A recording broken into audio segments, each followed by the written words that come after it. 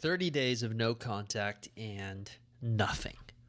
Why isn't it working? What's going on in your ex's head? Is it overrated? How should you approach things going forward? Well, that's what we're going to be talking about in this video. And I guess the best place to start is sort of with a dose of hard reality. You probably aren't going to like it.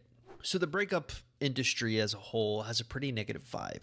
It makes sense. You're often dealing with clients who are going through really painful moments in their personal lives, but it's actually not the clients I'm talking about. No, it's often the gurus that give the breakup industry as a whole a pretty negative vibe.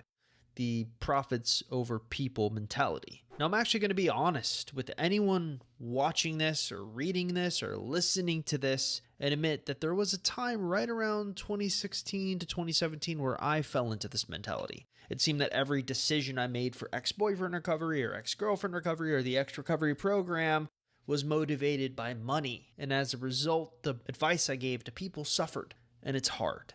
Once you're successful, you naturally want more success, so you double down and almost remove yourself from the equation. You stop caring about getting to the heart of the matter and instead focus on what's going to make you the most money. You lose sight of why you started doing this in the first place, which was to help individuals heal after breakups. Anyways, I bring this up because what I'm about to say may be shocking to hear. I know just about everyone in the breakup industry. And I don't want to single anyone out, but one of the observations I've made is that most of the breakup industry has fallen victim to the profits over people mentality. And the no contact rule is often the biggest get-rich-quick scheme that the industry as a whole will concoct.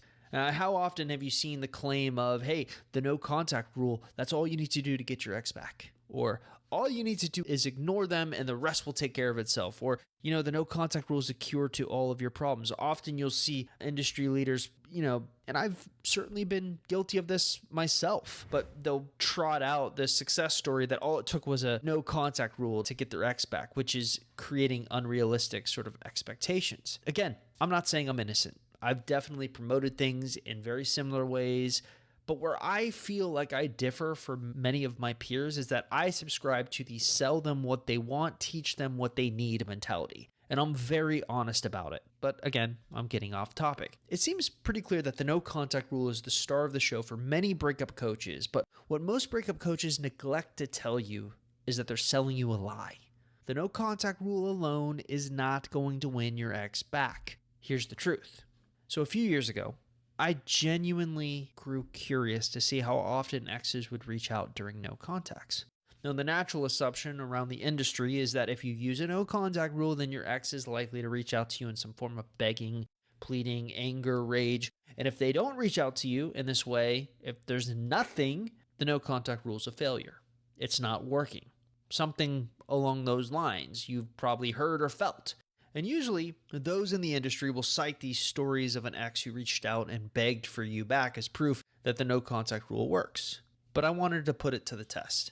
I wanted to see what a large collection of individuals said their experience was with it. And the results really shocked me. So I went to my Facebook group, which has over 7,000 of our clients in it, and asked them the following question in a poll. So for those of you who have completed the no contact rule, how many of your exes have reached out to you during it?